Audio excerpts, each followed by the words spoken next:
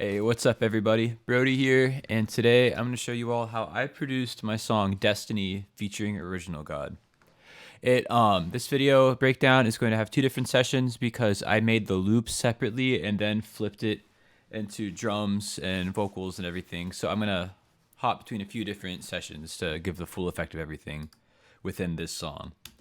And it started off with the loop, as I mentioned. I'll play it in full here real quick for you guys.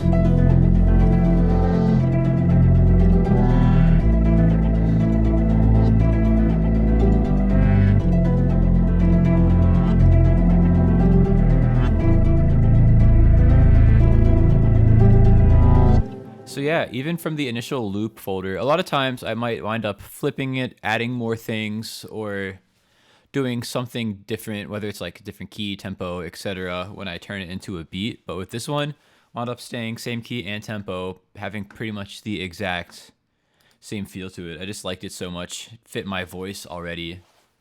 So yeah, let's dive into the all the individual sections here. So for the main hook, it's doubled between this guitar-ish synth sound and a piano. And I'm kind of relying a lot on the MIDI effects section of Logic, getting some the randomizer and arpeggiator. So I'll show you slow real quick. Here's one of the sounds.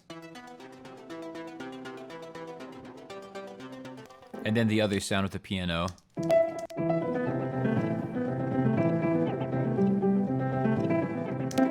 So yeah, if we solo it out and mute everything, this one's just a serum patch I have going.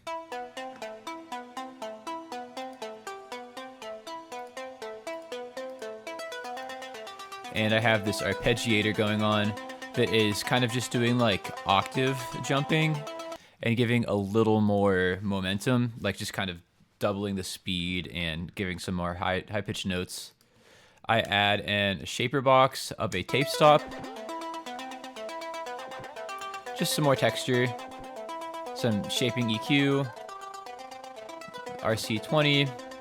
The magnetic setting gives this really cool like fluttering effect that I love. Again, for momentum, I have some Echo Boy. Just giving some delay.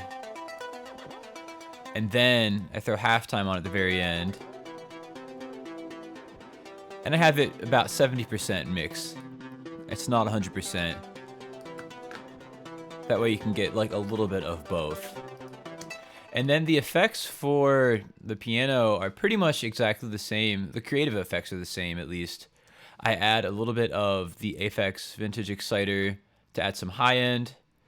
Do a little more EQing to just kind of really shape it more. So going from this is the same exact effects as that synth. And I just brighten it. So yeah, without the effects, the piano is just pretty simple. I'm using the Spitfire original felt piano. Love this piano. It sounds great. Very natural sounding. I actually discovered that piano because I love the video game Celeste, and Lena Raine, I hope I'm pronouncing that right, who did the score for that, said that that was the main piano she used for everything within that soundtrack. So I immediately went and looked it up, saw it was like $30, and bought it, and wound up using it probably more than even like Keyscape or some of my more like extensive piano libraries. Yeah, love that. But also, next layer we have here is this. Some reversed swell stuff. I love this sound. I feel like the builds just kind of add so much momentum to everything. I'm using that word a lot, definitely, within this loop, but I feel like that is one of the biggest parts of this song, is it always feels like it's moving to something bigger. There's so this sound was a reversed and stretched version of this, and then I threw some ring shifter, halftime, and EQ on it. So now you can kind of hear how it's the same thing reversed, and then pitching it down and adding some weird phasey ring shifting stuff. Make it a little uncanny.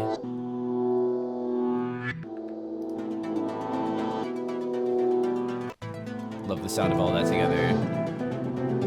Definitely add some eeriness to it as well. Next, we have this sound that is just kind of like an ambient texture thing, like pedal tone going throughout.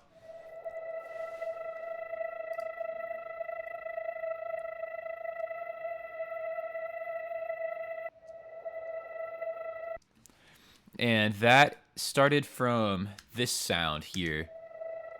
I'll mute everything, and it was just a pad within Serum. Added some crystallizer to add some like chorusy effects to it.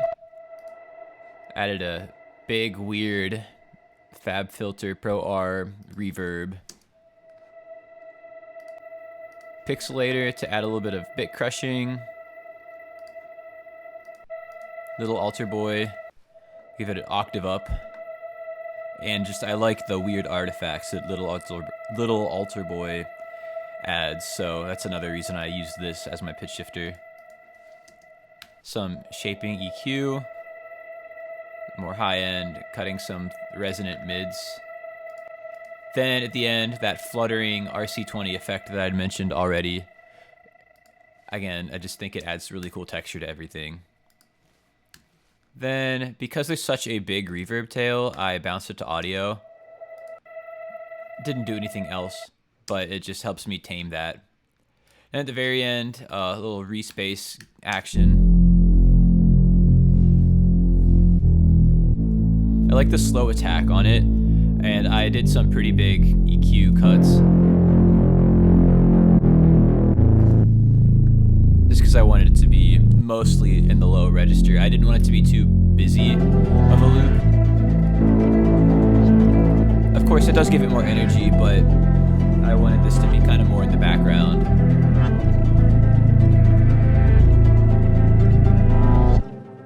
And yeah, that's the extent of the loop. I will close this session out and come back to y'all in the next session and show you guys how I did the drums. Hey, I'm back, and here in the session of the full beat. So yeah, I exported, at that point, I had exported the melody that I just showed you all and arranged that. Nothing really new here within the loop section. I just have different parts of the song, different layers coming and going.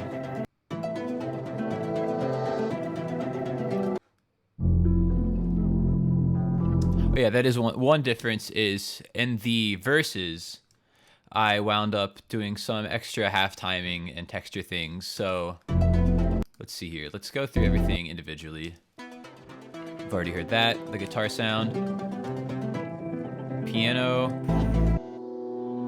that ring shifted reverse thing, texture, respace, and in the verses, I have that same texture. This one, half-timed, pitched down. Then I also have the piano half-timed. I love the sound of that half-timed because the original felt piano sample that I had was talking about, that's one of my favorite pianos I use. There's a knob that you can control the amount of the noise of the piano, of like the pedals and hammers and everything moving, and when you run that through halftime, it makes this really cool texture where you can hear a bunch of moving pieces. So much texture in that. I love how it turned out. Let's see here. Melodically, the only change too is in the outro. I did make a little like synth solo type thing at the very end after the vocals are all done. It'll come in here. I'll show that real quick, and then I'll kind of dissect it right here.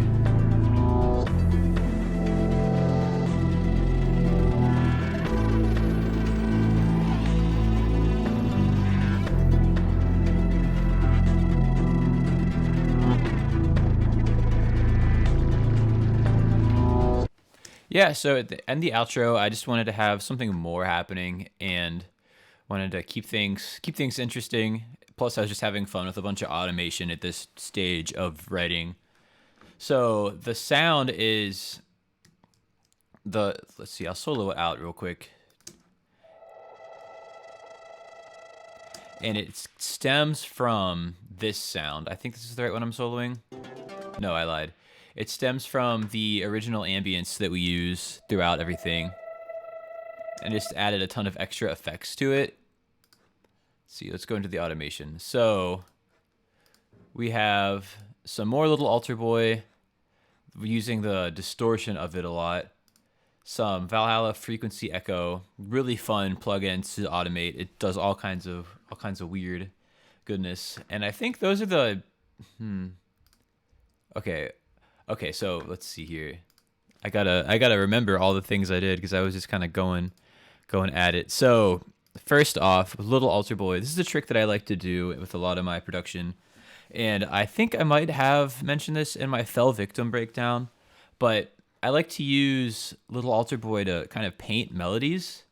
So if you see here, I have the amount of pitch shift changing, and then okay, so I have one automation lane for the pitch, one for the format, and I'm having them change while the patch is going on to kind of paint a melody.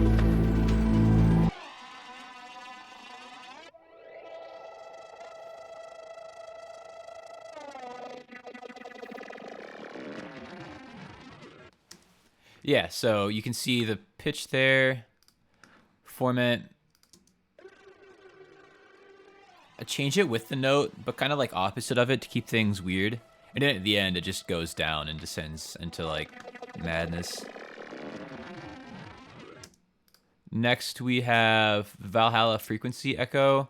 Using two different settings that I'm changing. The shift, which is kind of like the main effect of the plugin, and then the delay. And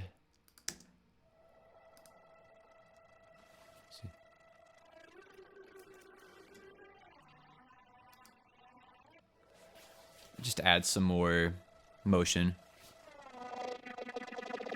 The fluttering there. And then it gets that weird stereo image at the end.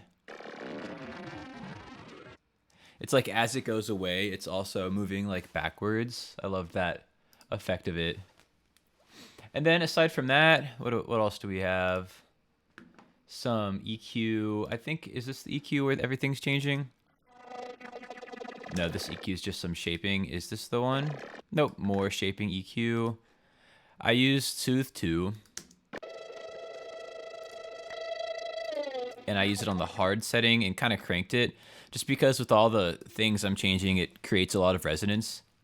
And this kind of just smooths everything out without having to think about it too hard. This one, it's a combination of cutting resonance and then just turning the volume down. I was working kind of chaotically in this section, so everything's a bit of a mess. And then is this where the... Yeah.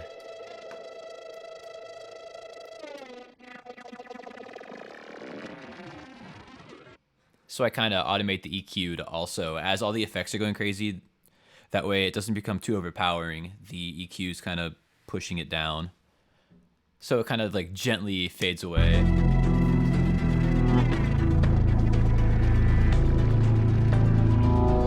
Cool. Yeah, I love that sound. I definitely went a bit in depth there, but I like showing the things like that because I know it's a subtle part of the song, but I think taking little sections that maybe only you notice and going the extra mile for it can really make the difference in a song and give it a little more personality, a little more character, a little more uniqueness. Cool. From there, let's go into the drums because there is a lot of cool things happening in the drums. Actually, no, I lied. There's one more melodic thing that I want to touch on before we get into there, and that's the guitar that I added. That was one change to the melodic part that I added throughout the song just to give some more energy, more character.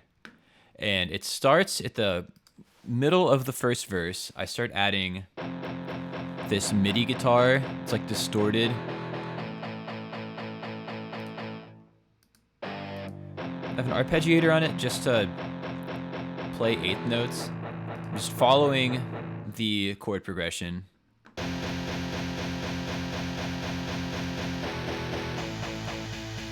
So we have one from Expand, a guitar that I have panned left and right.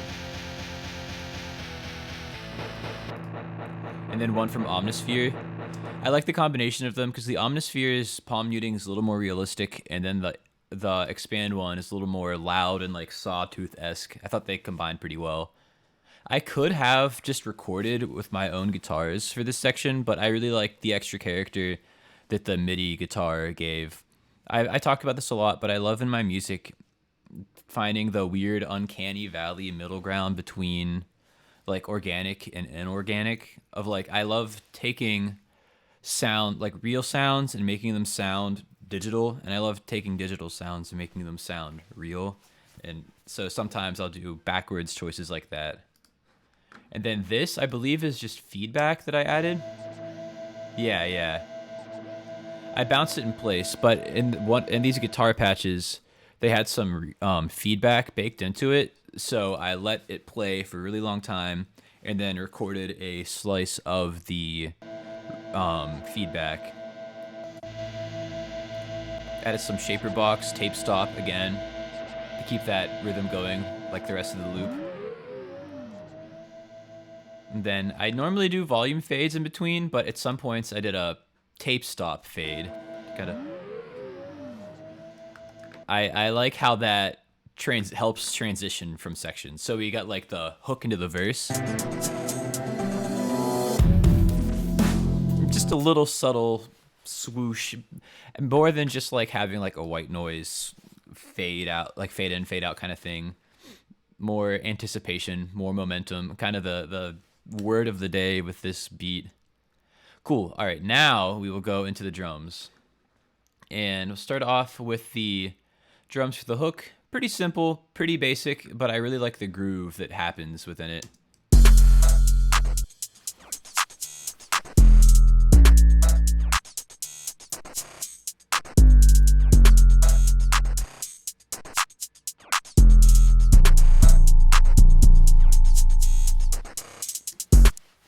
Cool. So it starts off with this giant 808.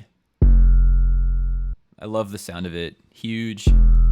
Has this nice like overtone frequency to it, which helps it really cut through on like phone speakers, smaller speakers. It just has more character, especially in the low hits. A lot of distortion too. I am let's see here. I'm gonna turn this back on because I had them muted for exporting stems before. There's a lot of distortion going on. There's no plugins on the 808, but I'm kind of cranking it and running through a couple different clippers. So I have the JST soft clipper, I have Radiator, and they're just kind of adding a little more grit overall.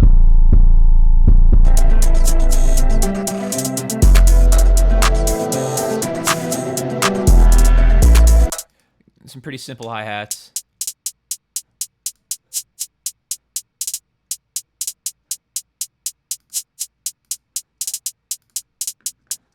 I'm using the plugin Glitch to kind of add like a little reverse hat in there. Just for some more texture. Instead of adding like a perk or something, I wanted to do something a little unique. I also did a little cut of the hi-hats to add in like a lead-in fill into the hook. Little clap here. Pretty simple. A little perk. Then I have this, I bounced it in place just because there's a lot going on, but I have some momentum kind of hats going on. It's a kit for my, a hat for my drum kit that's kind of tambourine-esque. I just cut it super short and percussive, added some plugins to it, tremolator, glitch, etc., and then bounced it, and it gives us this sound. This is with glitch on it. Love the sound of it. The fast retriggering, some of the bit crushing, really cool texture. I feel like that loop specifically that I made really brings this drum part to life.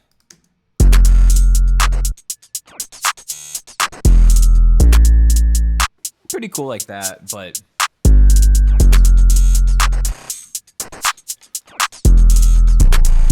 and this is the glitch setup that I have going on. A lot of just like throwing in different things and trying to get a rhythm out of it. Glitch works really well with randomness. I find that a lot of times so every time you open up glitch, there's a different preset and different list of presets to choose from. I'll like kind of thumb through a few of them, find something that I like the idea of, and then run off of that. Maybe like find like the section that I like and have that be more the emphasis of it. But yeah, cool stuff. I love how that transformed everything. Another perk. This little guy. It's just fun. Little open hat.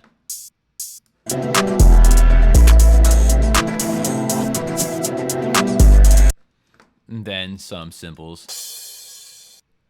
Also from my drum kit. Then going to the verse, things change up a lot. I switch it to entirely organic, like live drums. I wanted to flip it this time because I feel like a lot of times when people do a beat that's a hybrid, like rap drums and real drums, they'll use the real drums on the hook. And I thought, what if we flipped that and did the real drums on the verse? Especially with how big the 808 is in this song, I felt like that was the right way to keep the energy making sense. So here is the verse.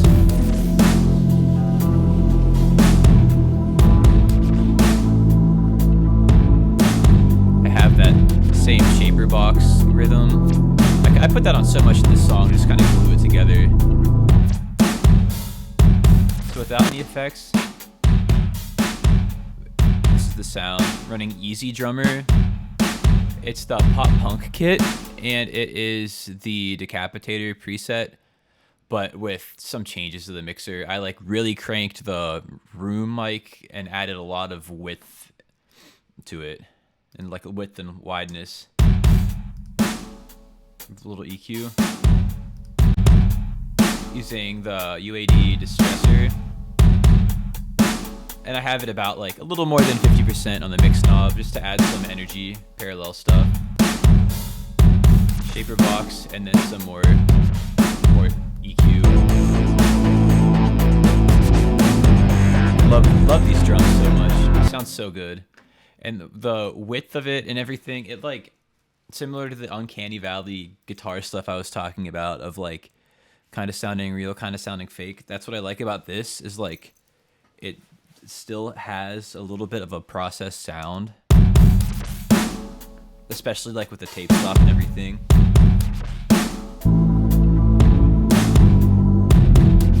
A lot of ambience and stuff going on. I love how open this part is. Then let's see what else we got. And the hooks in the second, this beat is structured a little differently than how the final song turned out because I wound up chopping it some more when I added Original God's feature and whatnot. But it has all the same elements. So in the second and then third hook of the song, I add some of the real drums to the hook. Just the snare. And then halfway through, some hi-hats.